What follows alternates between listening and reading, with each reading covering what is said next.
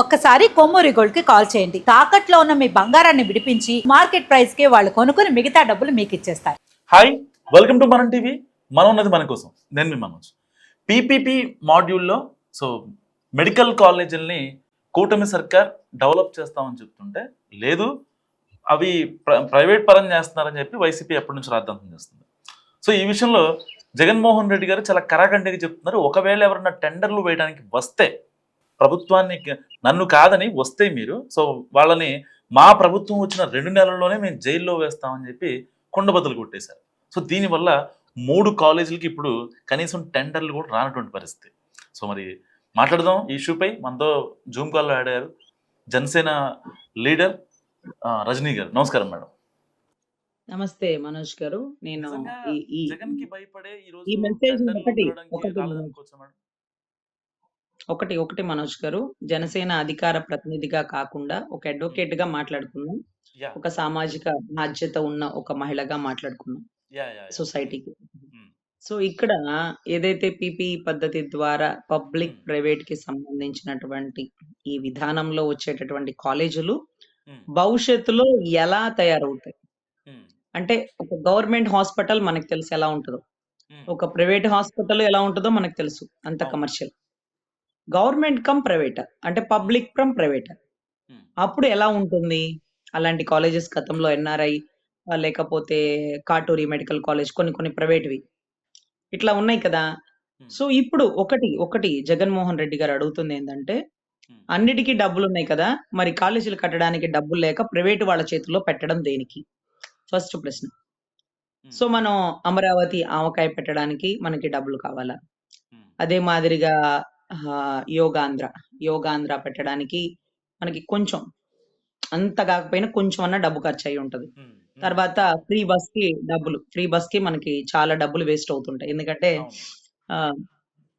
Government కి చాలా loss. చాలా మంది మహిళలు పని పాట లేకపోయినా కూడా ఊరికే బస్ ఎక్కేస్తూ బస్సులన్నీ రష్ అయిపోతున్నాయి అంటూ మేం కాదు చెప్పేది, కండక్టర్లు, డ్రైవర్లు మీరు చెప్పండి, టీవీలో మా గురించి చెప్పండి, మా బాధ చెప్పండి అంటూ పరిస్థితులు అయితే ఉన్నాయండి. సో మాకు అంటే మిగతా దేశాలు ఎందుకు డెవలప్ అయినాయి, భారతదేశం ఎందుకు డెవలప్ అవ్వలేదు? మిగతా దేశాలు ఫ్రీ ఎడ్యుకేషన్, ఫ్రీ హాస్పిటలైజేషన్ ఇస్తారు. అంటే ఉచిత విద్య, ఉచిత వైద్యం, ఈ 2 ఉంటే మనిషి చాలా ధైర్యంగా మాట్లాడతాడు, సొసైటీకి చాలా రెస్పెక్ట్ ఇస్తాడు. అన్ని చైతన్యాలు, నారాయణలు, భాష్యాలు, ఇంకా చాలా స్కూల్స్, కాలేజ్ అన్ని కమర్షియల్ అయిపోయేటప్పటికి వాళ్ళు ఎక్కువ శాతం డబ్బు కేవలం ఫీజులకే పెట్టేస్తున్నారు. ఇకపోతే తిని అదేదో ఒక రోగాలు వచ్చినప్పుడు హాస్పిటల్కి పెట్టేస్తున్నారు.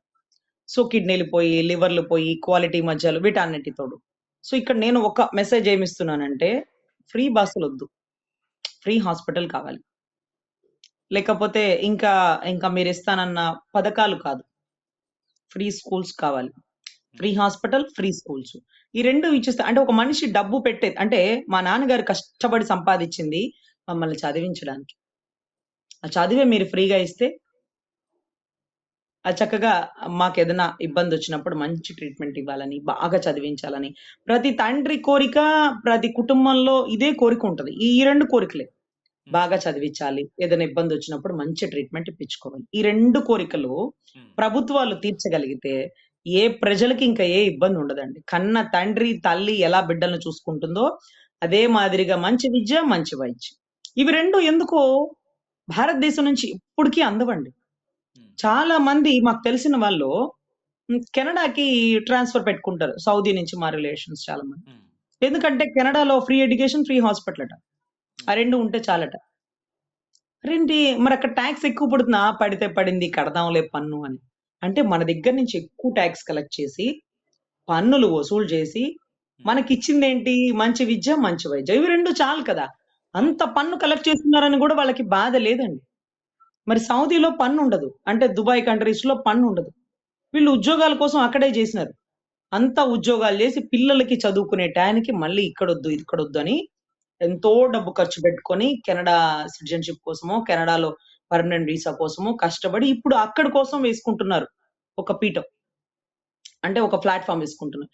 ఎందుకు అక్కడే అంటే మంచి విద్య, మంచి వైద్యం, ఫ్రీ ఎడ్యుకేషన్, ఫ్రీ హాస్పిటల్. ఏ హాస్పిటల్కి వెళ్ళు ఫ్రీ, ఏ కాలేజీలో చదవాలనుకో ఫ్రీ. అబ్బా భలే బాగుందే, ఇది కదా కావాలా? సో ఇప్పుడు ఈ కిమ్స్ ప్రైవేట్ హాస్పిటల్ కి ఎంత డబ్బులు తీసుకుంటారో చాలా ఎక్కువ ఉంటది. కిమ్స్ హాస్పిటల్ కి మేమైతే స్కానింగ్ కి ఎక్స్రేలు కూడా పోమండి, చాలా బిల్ వేసేస్తారని భయం. ఆ కిమ్స్ హాస్పిటల్ వాళ్ళు ఆదోని హాస్పిటల్ ని తీసుకుంటున్నారంటే ఆదోని హాస్పిటల్ కూడా కమర్షియల్ అయిపోతుందేమో. అంటే గవర్నమెంట్ పబ్లిక్ ప్రైవేట్ కదా, మరి పబ్లిక్ ఎంత ఉంటది, పబ్లిక్ ఇంటర్ఫియర్ ప్రైవేట్ ఇంటర్ఫియర్ ఎంత ఉంటది అనేది ముందు మనం షేర్స్ చూసుకోవాలి. దేని షేర్ ఎంత ఎక్కువ తక్కువ అనేసి. ఇంకొకటి ఏంటంటే వాళ్ళకి డబ్బులు ఎక్కువయ్యే కదా తీసుకుని కడతామంటుంది. మళ్ళీ వాళ్ళకి రాయితీలు ఇచ్చేది ఎందుకు? మళ్ళీ వాళ్ళకి గవర్నమెంటే కాలేజీలో లెక్చరర్లకి ఫీజులు ఇచ్చేది ఎందుకు? ప్రైవేట్ వాళ్ళు నడుపుకోనివ్వండి. అంటే అసలేమో ఒక క్లారిటీ అనేది ఇప్పుడు మనలాంటి వాళ్ళకే కొంచెం తక్కువగా ఉన్నప్పుడు సొసైటీలో ప్రజలకేం అర్థమవుతది? వాళ్ళందరూ నిమ్మకు నీరెత్తినట్టు ఎందుకున్నారు తెలుసా? ఇప్పుడేం చేసినా మనం మార్చం. ప్రభుత్వాల టైం వచ్చినప్పుడు మార్చుదాం. అమ్మో! అసలైతే మీరు వాస్తవం విషయం ఒప్పుకోవాల్సిందేంటంటే, వైఎస్ జగన్మోహన్ రెడ్డి గారి కాన్స్టిట్యుయెన్సీలో పులివెందుల కాన్స్టిట్యుయెన్సీ అండి. నేను పులివెందుల ఒక కేస్ చేయడానికెళ్ళినప్పుడు, అలా రోడ్డు మీద పోతుంటే ఇలా ఆపి "ఏంటా కోట?" అన్నా. "అది కోట కాదండి మెడికల్ కాలేజ్" అన్నా. ఒరేయ్! చాలా బావుంది అని రోడ్డు మీద ఆపి అలా నిజంగానే సెల్ఫీ దిగినాం. ఆయన వాస్తవానికి అన్న మాట అదే. ఎవరన్నా అటుగా పోతుంటే ఆపి సెల్ఫీ దిగుతారు. ఎందుకంటే అసలు అర్థం కావట్ల అది. వైట్ అండ్ రెడ్ కాంబినేషన్‌లో ఒక రాజ్‌కోట్ లాగా ఉందండి. ఒక రాజ్‌కోట్. అట్లా ఉంది. పెద్ద కాలేజ్. 90% కంప్లీట్ అయిపోయింది. ఇది ఇప్పుడు ఇంకొక ప్రైవేటోళ్ళ చేతుల్లో పెడితే కమర్షియల్ అయిపోతుందేమో. అక్కడ వైద్యం కూడా చాలా డబ్బులతో పెట్టాల్సొస్తుందేమోనని ప్రజలకి కొన్ని అపోహలున్నాయి. అయినా 90% అయిపోయిన దాన్ని ప్రైవేట్‌కి అప్పచెప్పకపోతే ఒక 10% యేసుకొని మీరు పూర్తి చేయొచ్చుగా. అప్పుడు స్టేట్ అండర్ కంట్రోల్‌లోనే ఉంటుంది గదా! ఇప్పుడు మా గవర్నమెంట్ హాస్పిటల్ ఉందండి గుంటూరులో, జీజీహెచ్ హాస్పిటలు. ప్రతి పేదవాడు అక్కడికే ఎళ్తాడు. ఏ యాక్సిడెంట్ కేస్ అయినా అక్కడికెళ్తది. కరోనా టైంలో అందరికి అక్కడే నివాసం. అవును.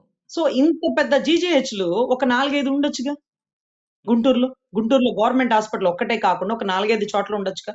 ఇంకా కొంచెం ఎక్స్‌పాండ్ అవ్వచ్చు కదా! ఇది బాగుంటే మేము బయటికెళ్ళము. నేనింకా ఓపెన్‌గా చెప్పాలంటే సార్, నేనైతే ఇంతవరకు ఏ ప్రైవేట్ హాస్పిటల్‌లో ఓపీలు కూడా తీసుకోను. ఎందుకంటే నాకు భయం. లేని దాన్ని ఉన్నది చెప్పేస్తారు. ఉన్నదాన్ని లేచేస్తారు. మొన్న కూడా నాకు ఆరోగ్యం బాగోనప్పుడు అనవసరంగా ఒక ప్రైవేట్ హాస్పిటల్‌కెళ్ళా. వాళ్ళు సొంత పెత్తనాలు చేసి, ఒకటి చేసి చాలా ఇబ్బందయిపోయి, వద్దురా బాబోయ్! అని మళ్ళీ నాకెక్కడ ఇబ్బందయిందో, స్టార్ట్ అయిందో అక్కడ బెంగుళూరు హాస్పిటల్‌కెళ్తే నాకప్పుడు అర్థమైంది. నేను అప్పటి వరకు నాకెందుకు ఇబ్బంది అవ్వలేదంటే, నాకెప్పుడు బాగోకపోయినా నేను గవర్నమెంట్ హాస్పిటల్‌కే వెళ్ళేదాన్ని. ఫస్ట్ టైమ్ నేను ప్రైవేట్ హాస్పిటల్‌కెళ్ళాను. చాలా కంగారైపోయింది. అంటే అసలు బాగున్నోళ్ళని కూడా అమ్మమ్మమ్మో! అయిపోయింది. ఈ స్కానింగ్, ఈ ఎక్స్‌రే కంగారు పెట్టేస్తారు. సో, నా ఒపీనియన్ నేనైతే ఓపెన్‌గా ఎగ్జాక్ట్‌లీ. గవర్నమెంట్ హాస్పిటల్ తప్ప ఎక్కడికి వెళ్ళను సార్. నాకు మా పాపకి ఎప్పుడన్నా చిన్న ఇబ్బందొచ్చినా ఎప్పుడు నా ప్రిఫరెన్స్ ఎప్పుడు అక్కడికే తీసుకెళ్తా. లేదు నేను కంగారు పెట్టేస్తాను. నా కోసం రాను. అంటే, అంటే దాని అర్థం ఏంటంటే ఒక నమ్మకం. గవర్నమెంట్ హాస్పిటల్ అంటే మీరు తెలీదు కానీ నిన్న మొన్న ఎంబీబీఎస్ అయిపోయినోళ్ళు కూడా అక్కడ డాక్టర్‌లే. కానీ ఎన్నో డాక్టర్‌లు ఎగ్జామ్ రాసి మంచి పర్ఫెక్ట్‌నెస్ వచ్చి చాలా సీనియర్స్ అంటే 60 ఏళ్ళు, 65 ఏళ్ళు అంత పెద్ద పెద్ద వాళ్ళే అక్కడ డాక్టర్‌లు. అవును. మంచి సబ్జెక్ట్ ఉన్న వాళ్ళే గవర్నమెంట్ హాస్పిటల్‌లో డాక్టర్‌లు. బాగా చదివి పరీక్షల్లో రాసినోళ్ళే గవర్నమెంట్ కాలేజీల్లో, గవర్నమెంట్ స్కూల్‌లలో లెక్చరర్‌లు. అవును. మీకు బీఈడీ అయిపోగానే ఉద్యోగం వచ్చేసేది ప్రైవేట్ కాలేజీల్లో. అవును. ఎంఈడీ అయిపోగానే ఉద్యోగం వచ్చేది అక్కడే. కానీ సబ్జెక్ట్ ఉండేదెక్కడ? గవర్నమెంట్ స్కూల్‌లో టీచర్‌లు. అవును. గవర్నమెంట్ హాస్పిటల్‌లో డాక్టర్‌లు. కానీ ఈ రెండిటిని మనం ఎందుకు ప్రిఫర్ చేయమంటే, అది ఉండే వాతావరణం. ఆ స్కూల్ ప్రిమిసెస్ బాగున్నాయనుకోండి, అదే స్కూల్‌కి పంపిస్తాం. దానికి తేడా ఏముంటది? గవర్నమెంట్ హాస్పిటల్ బావుందనుకోండి, అదే హాస్పిటల్‌లో ఉంటాం. కానీ ఇప్పుడు గవర్నమెంట్ హాస్పిటల్‌కెళ్ళినా, ఒక బెడ్ మీద ఇద్దరు పడుకోవాల్సొస్తది. ఒక్కసారి మా పాపకి చిన్న ఇబ్బందొచ్చిందని నేను తీసుకెళ్తే, పక్కన ఒళ్ళంతా కాలిపోయిన పాపని అక్కడ పడుకోబెట్టారు. వెంటనే మా హస్బెండ్ వచ్చేసి "నీకేమన్నా మైండ్ ఉందా? ప్రైవేట్ హాస్పిటల్‌కి తీసుకెళ్ళకండి ఇక్కడెందుకు తెచ్చొచ్చావు?" అని తిడుతుంటే మా అమ్మాయి కంగారు పడిపోయి "చూడమ్మా ఒళ్ళంతా కాలిపోయిన అమ్మాయి నా పక్కనే పడుకుంది. వద్దొద్దు మనం ఇక్కడొద్దు వెళ్ళిపోదాం." అంటే కాదు విను. చూడు అందరికీ గవర్నమెంట్ హాస్పిటలే ఆయువు. నమ్మకం. ఇక్కడ కరెక్ట్‌గా చెప్తారు. డాక్టర్స్ నాడి పట్టుకొని "అంతా బానే ఉందమ్మా. మీరేం కంగారు పడకండి" అని చెప్తారు. నన్ను నమ్మి ఉండండి అంటే ఒక half an hour, 1 hour wait చేసి డాక్టర్‌లొచ్చారు. చెక్ చేసి అంతా క్లియర్. ఇదే పేషెంట్‌ని నేను చెప్పినాను ఓపెన్‌గా. "నువ్వు పా ఇప్పుడు. నువ్వు ఏ ప్రైవేట్ హాస్పిటల్‌కెళ్దామో దా చెప్పు" అన్నా. నేను పలానా హాస్పిటల్ అని పేరని చెప్పారు వాళ్ళు. నేను అదే హాస్పిటల్‌కి అక్కడికి తీసుకెళ్ళా. తీసుకెళ్ళి పడుకోబెట్టాం. పడుకోబెడితే వెంటనే డాక్టర్ గారు ఇదిగో ఈ సెలైన్స్ రాయాలి. ఇదిగోండి ఇమ్మీడియేట్‌గా ఈ 2 ఇంజెక్షన్‌లు ఎక్కించాలి. ఈ పూట ఉంచేసేయండి. రేపు పొద్దున్నే రండి. మీరు మీరు కూడా కుదిరితే ఇక్కడే ఉండండి. రేపు మార్నింగ్‌కి మనం అసలు ఏంటి విషయం అనేది తెలుస్తుంది. కడుపులో ఇన్ఫెక్షన్ ఫామ్ అయిపోయింది. ఆ ఇన్ఫెక్షన్ ని మనం సిలైన్స్ పెట్టి బయటికి లాగేసి క్లియర్ చేయాలన్నారు. అదే గవర్నమెంట్ హాస్పిటల్‌లో అంతా అయిపోయింది. లేదమ్మా బయట ఫుడ్ ఏదో తిన్నావు. ఆ పిజ్జా, బర్గర్ లాంటివి తినకూడదు. కడుపులో చిన్నగా ఇన్ఫెక్షన్ ఫార్మ్ అవుతది. నువ్వేం కంగారు పడకు. ఇదిగో ఈ టాబ్లెట్స్ వేసుకో చాలు వెళ్ళిపో నీకేం కాదు అని చెప్పి పంపించేసినారు. అదే ప్రైవేట్ హాస్పిటల్‌లో 4 ఎక్స్‌రేలు, 5 స్కానింగ్సు, ఒక 2 రోజులు ఐసీయూ ఇవన్నీ చెప్పాక సరేనండి. ఇంట్లో కొంచెం డబ్బులు చూసుకొని అది వస్తామని మా పాపని బయటకి తీసుకొచ్చేసాం. ఇది ఓపెన్‌గా యదార్థంగా జరిగింది. ఇది మా పాపకి తెలియాలి. అమ్మ చెప్తుంది గవర్నమెంట్ హాస్పిటల్‌కి డబ్బులు లేక కాదు, ఒక నమ్మకం అనే ఉద్దేశంతో అక్కడికి తీసుకెళ్ళాను. లేకపోతే ఇక్కడికే తీసుకెళ్ళొద్దును. ఇప్పుడు చూసినావుగా నీకు ఎక్స్‌రేలు, స్కానింగ్‌లు, సెలైన్‌లు 2 రోజులు, 3 రోజులు తర్వాత తగ్గిస్తారేమో. ఇప్పుడు తగ్గిపోతుంది కదా! తగ్గిపోయింది కదా! మరి వాళ్ళు కూడా బతకాలి కదా! హాస్పిటల్ రెంట్‌లు కట్టుకోవాలి కదా! వాళ్ళకి జీతాలు ఇచ్చుకోవాలి కదా! మరి వాళ్ళు బాగున్న వాళ్ళని కూడా బాగలేనుగా కంగారు పెట్టేస్తారు. కానీ అన్ని చోట్ల ఇలా జరుగుతుందని నేను చెప్పను కానీ 100లో 70% ఇలాగే జరుగుతది. అందుకే నేనైతే అస్సలు నమ్మను. సో, ఇక్కడ ప్రజలకి ఒక అవగాహన అనేది కల్పించాలి. అంటే పూర్తయ్యాక, పూర్తయ్యాక పబ్లిక్‌కి ఎంత ప్రయారిటీ ఇస్తారు? పబ్లిక్‌కి ఎంత నమ్మకాన్ని కల్పిస్తారు? డబ్బులు ఎంత ఖర్చవుతాయి? ఇప్పుడైతే ఫ్రీ. ఆధార్ కార్డ్ పట్టుకుంటే ఓపీ రాసేస్తారు ఫ్రీ. ఏమి డబ్బులు తీసుకోరు. ఏమి డబ్బులు తీసుకోరు. ఎక్కడన్నా ఒక మెడిసిన్ లేకపోతే సారీ అండి ఈ మెడిసిన్ స్టాక్ అయిపోయింది. ఇది బయట తీసుకుంటారా అంటారు. Okay done. Thank you. అంతే. ఇది జరుగుతుంది. మరి మీ పీపీ పద్ధతి విధానంలో వెళ్ళిన కంప్లీట్ చేసిన హాస్పిటల్‌లో కూడా ఇదే విధానం కంప్లీట్ అవుతుందా? వాళ్ళు డబ్బులు పెట్టుకొని కాలేజ్ కట్టినందుకు మా మీద ఎక్కువ వసూలు చేస్తారా? ఫిక్స్‌డ్ రేట్‌లేమన్నా ఉన్నాయా? పోనీ వీటికి ఒప్పుకొని మళ్ళీ రేపు రేట్లు మార్చేస్తారా? ఇవన్నీ కూడా ఒక క్లారిటీ తీసుకొచ్చి, ఈ క్లారిటీని ప్రజలకి ఒక అవగాహన సదస్సుగా పెడితే అప్పుడు ప్రజలకు ఒక నమ్మకం వస్తది. ఈ కోటి సంతకాలు ఇవన్నీ పిచ్చి మాటలు. ఇప్పుడు మీరు క్లారిటీ ఇవ్వండి. ఇప్పుడు మీరు క్లారిటీ ఇవ్వండి. విద్యార్థులకు కూడా ఇప్పుడు అరౌండ్ ఒక 10,00,000 మందికి 75 సీట్లు ఏమో ఎన్నో కొన్ని కేటాయించినారు. సో, అలా కాకుండా ఇప్పుడు 75,000 సీట్లొచ్చేస్తాయి అంటున్నారు. ఎన్ని కాలేజీలు కంప్లీట్ చేయగలుగుతారు? ఎన్ని ఇయర్స్‌లో కంప్లీట్ అయిపోతది? ఎన్ని మెడికల్ కాలేజ్ అంటే మెడికల్ కాలేజ్ కంప్లీట్ అయిపోగానే సీట్ ఇచ్చేస్తే అక్కడ చదువుతామా? లేదు లేదు. ఎందుకు చదవము అంటే అక్కడ ఫ్యాకల్టీ పర్ఫెక్ట్‌గా ఉండాలి. అక్కడ ఎన్నో సంవత్సరాలు చదివిన చరిత్ర ఉండాలి. అక్కడ సీనియర్స్‌ని రిఫరెన్స్ ఇస్తాం.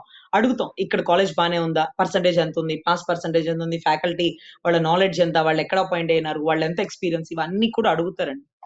ఊరికే ఇల్లలకేగానే పండగ అవ్వదండి. కాలేజ్ కట్టేగానే దాన్ని స్టార్ట్ అయిపోగానే జనాలు జాయిన్ అయిపోరు. రిఫరెన్స్ చూస్తారు. అక్కడ కాలేజ్‌లో దమ్ము లేకపోతే ఆ కాలేజ్‌లో చదివినా వేస్ట్ అండి. సో, మాకు గుంటూరు గవర్నమెంట్ మెడికల్ కాలేజ్‌కి ఎంత ప్రిఫరెన్స్ అంటే, ఫస్ట్ సీట్ ఎవరైనా ఇక్కడే అపాయింట్ చేసుకోవాలని చూస్తారు. ఇకపోతే ఢిల్లీ ఎయిమ్స్. దాని తర్వాత వన్ బై వన్ చాలా కాలేజెస్. ఇప్పుడు మీరు పెట్టే కాలేజీలు వాటికి ఈక్వల్‌గా ఉంటాయా? ఫ్యాకల్టీని పెట్టగలుగుతారా? ఫ్యాకల్టీ రిక్రూట్‌మెంట్ ఉంటాయా? తర్వాత వాళ్ళు ఏదైతే వాళ్ళు యూజ్ చేసే ఐటెమ్స్ ఐటెమ్స్ అవన్నీ దొరుకుతాయా?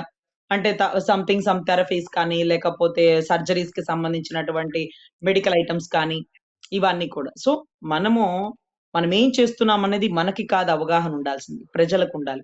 ప్రజలు నమ్మాలి. ప్రజలు గుర్తించాలి. ఇప్పుడు ఒకళ్ళకి తెలిస్తే 10 మందికి చెప్తారు.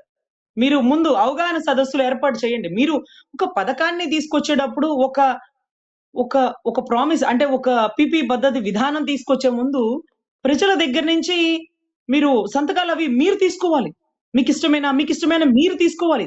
ఎందుకంటే రాజధాని రైతుల భూముల గురించి మీకేమన్నా డౌట్స్ ఉన్నాయా? లేకపోతే రైతుల భూముల గురించి మీ మీ అభిప్రాయాలు అంటూ మమ్మల్ని అడిగినప్పుడు మా సంతకాలు తీసుకోవాలి.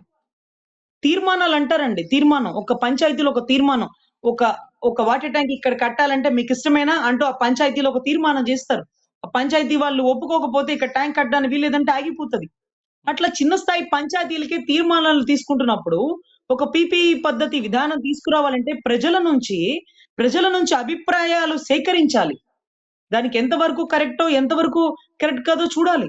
తర్వాత ఒక 400,00,00,000, ఒక 500,00,00,000, ఒక 1,000,00,00,000 కోసం ప్రైవేటోడికి అమ్మేసే బదులు, మాకిచ్చే పథకాల్లోనో, లేకపోతే మాకిచ్చే ఫ్రీ బస్సులోనో తగ్గించి, మా డబ్బులతోనే అవి పూర్తి చేస్తే బావుండు కదా! అని అనుకుంటున్నారు ప్రజలు.